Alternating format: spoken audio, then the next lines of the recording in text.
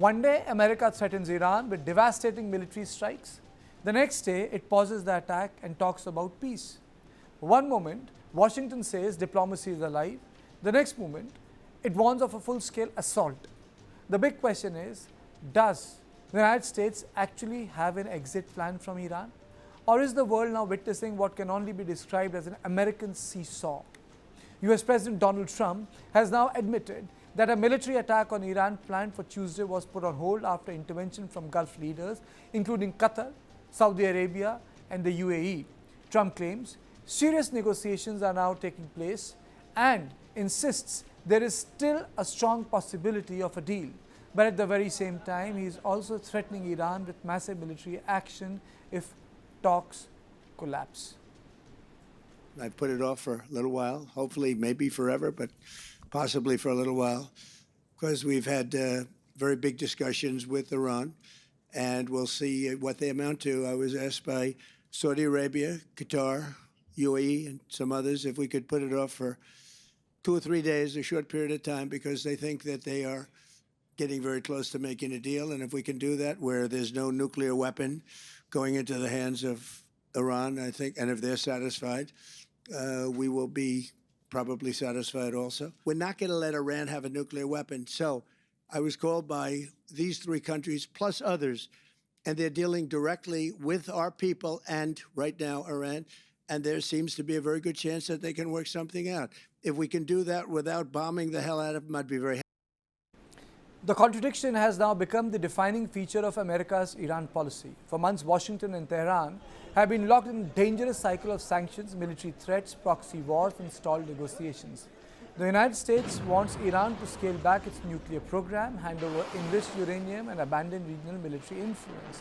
Iran, meanwhile, is demanding sanctions, relief, compensation for war, damages, and recognition of its strategic role in Gulf region. And while negotiations continue publicly, military preparations continue quietly in the background. The Pentagon is reportedly reviewing fresh strike options. Iran-backed groups remain active across the region. The Strait of Hormuz remains under constant geopolitical pressure. So what makes this even more dangerous is that the mixed messaging itself creates instability.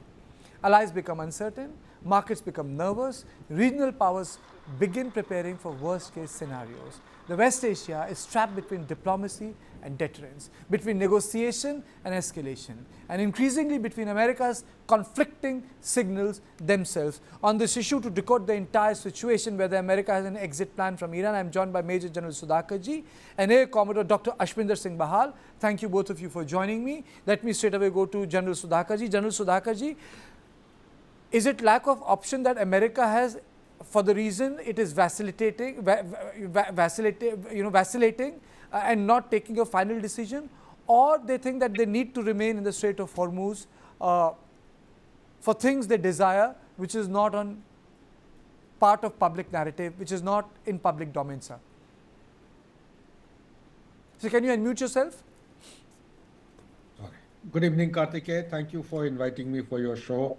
And it's a great privilege to share the platform with Commodore Bahal. We have been together in a couple of other this thing. And so my take on the whole issue is that this is called the strategy of pause. When I say this, day before yesterday, you would have heard some news. Since then, I have been trying to research and find out some answer to it. You see, the external generator set of the nuclear reactor, civil nuclear reactor of UAE was hit from the westerly direction. So in the limited time, whatever research I could do, I came to the conclusion, which may be value added or contested by a domain expert. We are lucky to have a Commodore Bahal. What I have learned is that the Patriot missile radar covers a cone of 120 degrees only, which is facing the easterly direction, that is towards Iran. And in order to fill up the gap of balance of 240 degrees, which covers the western flank or western, southwestern, and the other portion of the cardinal direction, UAE had gone in for a deal with South Korea. They bought an equipment by the name of Cheonggung-2. Cheonggung-2 is a KM-SAM or M-SAM medium-range air and missile defense system, and this covers a 360 degree coverage by the radar system. They had deployed this radar. Despite having deployed the radar, the drone could still penetrate through the architecture and hit the external generator set, which is a very dangerous turn of event. So there are more than 17 military bases. They have been hammered and battered by Iran retaliation. I'm talking about the American military bases. They have not been restored status quo ante as far as the defensibility is concerned. They require time. They require resources. They require more than Patriot missiles or some kind of a holistic kind of a system. Are you saying that America is buying time to prepare? Yes, absolutely. I'm coming to that only. Maybe 1 month's time is inadequate. That is going to take this entire conflict spectrum closer to the midterm elections. And God only knows whether his TRP or popularity will improve or it will continue to keep sliding Popularity down. is going down. Popularity is going down.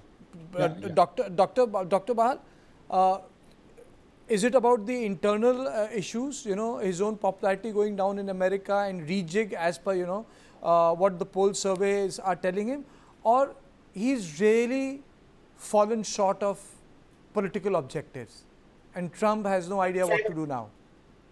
Karthik, first of all, Jai Hind, and I really respect my co-panelist who has given a very nice view of how the American systems are unable to prevent or protect the Gulf side. So if they are unable to protect the Gulf side, that itself is an important factor to keep in mind for all the countries that are within the Gulf when they ask Trump not to attack, because where is the attack going to come thereafter, a retaliation? It is going to come on them.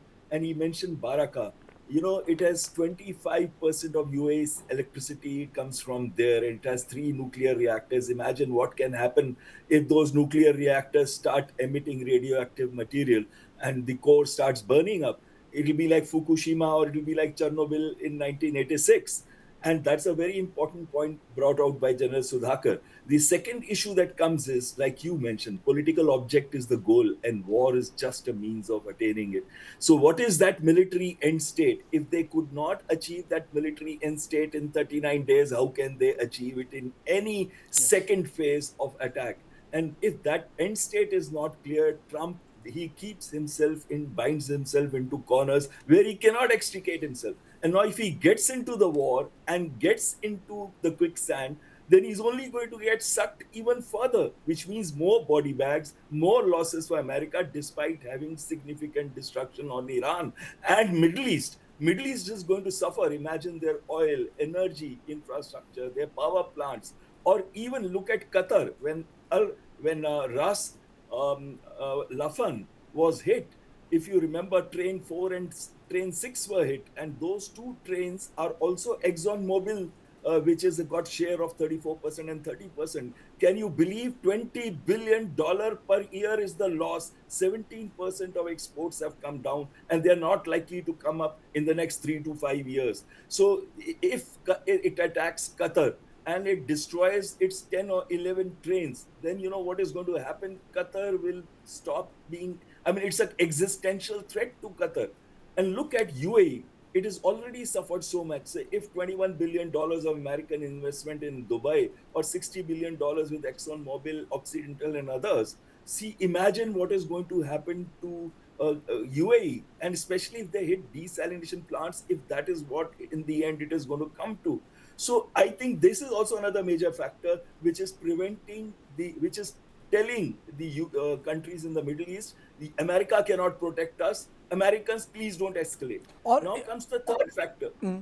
Also, is it because of the fact that Americans are very afraid of putting boots on the grounds and their political objectives cannot be met through air power alone, and hence there is a catch? Absolutely. I tend to agree with this, that air power can cause wide disruptions. Air power can cause strategic outcomes like it did in Kosovo war, where hitting for some 36, 38 days, they were able to make the country, give concessions and come out of the war.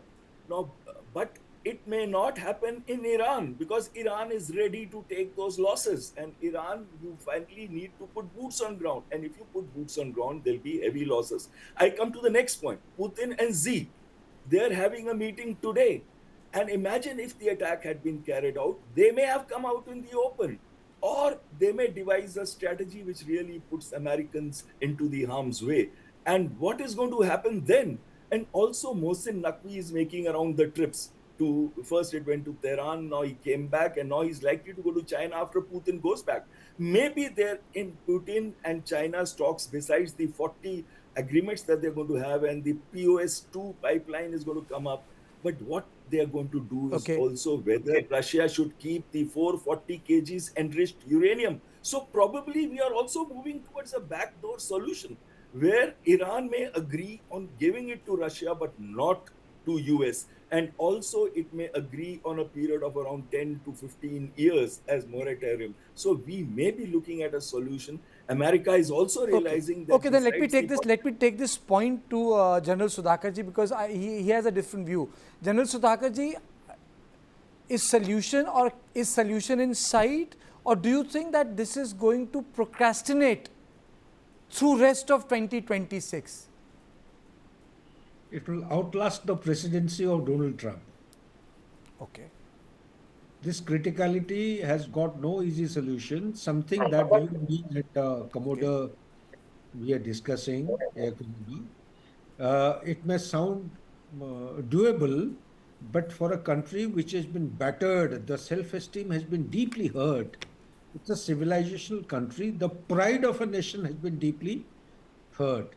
So for that nation to reconcile with a sovereign entitlement, being a signatory of NPT, NPT allows or entitles a member state to carry out power generation, electricity generation by enriching uranium up to 3 to 5%. Carry out research and development by enriching uranium up to 20%, medical research. Why should this country be denied and deprived of that entitlement? This is not that I'm siding Iran, by no means am I siding Iran, but I'm simply trying to, give an argument which may withhold the progress towards peace and stability. There is a hidden agenda and intent behind all this, and I hope I am wrong. America goes back at the earliest. I pray to God that this what should I say, incoherent, inconsistent decision maker of the superpower, he makes some kind of a coherent decision. But the hidden agenda is, I foresee there is a game plan. He has gone to China, come back empty-handed. Some selective kind of a takeaway has been there in favor of America. But the bigger design is that he's trying to push back China in earnest. And to push back China, he has made China to a commitment to buy 600,000 barrels per day of crude oil from America. That means earlier transaction which he was getting at a discounted price of 40 to 60% lesser than the international or the market price, and transacting his all the transactions in yuan. Now he is to buy in dollar. So willy-nilly, the petrodollar status quo ante is being reverted to or restored to achieve its erstwhile dominance, one. Number two, also I foresee that in due course of time, in buying the time in favor of America, USA is trying to push in its oil companies, Chevron, ExxonMobil, like the way it is done towards Venezuela. You and me may be lost sight of what is happening towards Nord Stream 1 and 2. I was shocked and surprised to see that the Chevron companies have started doing transaction in dollar. Earlier, the transaction used to be done in ruble and yuan and non-dollar currency. Okay. It has happened in previous 10, 15 days. You look up, Google up, you'll find all this. So by and by, it is trying to control and supply, have a control over the Okay. other resources, namely oil, namely defense industry products that in any case they are behind the schedule now, in the drug market, in the market of pharmaceutical, in the Okay. market of rare earth element, in a host of other Okay. things. Okay. And by time so that due course, he achieves couple of things. First and foremost, pushing back China. Second, his primary aim is Golden Dome. The Golden Dome is causing a lot of worry and concern to Donald Trump. During his tenure, he wants to sanitize and fill up the gaps which are lying vacant. If you take your mind, Kartike, you're very well read. The anti-ballistic missile was signed sometime back in 1972. They had some understanding and commitment. USA arbitrarily withdrew from ABM treaty in 2002. Okay. You know why? Why the southern portion of the ABM, southern portion of USA is uncovered. Their present dome, whatever dome, Iron Dome or whatever you call it, is covering that 120 degrees of radars. It doesn't cover the 240 Okay. degrees. So it's cleaning up Cuba, cleaning up Venezuela, and I really don't know how much will they succeed. Let me take a closing comment from Dr. Bahar. Dr. Bahar, in retrospect, do you think that the Iran has been able to defend itself? I cannot compare Iran's military with that of America. It's look at $900 billion of defense budget, and on one side there's hardly 10 to 12 billion dollars. There's no comparison. But Iran has absorbed, survived, and it has extended. And it extended the war on two capabilities of drones as well as missiles. It understands asymmetric warfare. And in addition to that, its geography helps it to follow the asymmetric strategy, especially in Straits of Hormuz. In fact, by losing a lot of men and some infrastructure, it has been able to control the Straits of Hormuz, which itself is a great loss to the entire Middle East economy as well as to the world, and can lead to oil prices $120 to $150 per barrel if it continues in future. Now I'm coming to last part on this one sentence only, that if you are looking at America, it's just looking for an honorable exit, but looking as if that dynamically it has won, and it may quickly shift focus to Cuba because it feels that maybe Cuba is much easier. Iran, they've already lost out on the perception of the global perception as well as their domestic perception.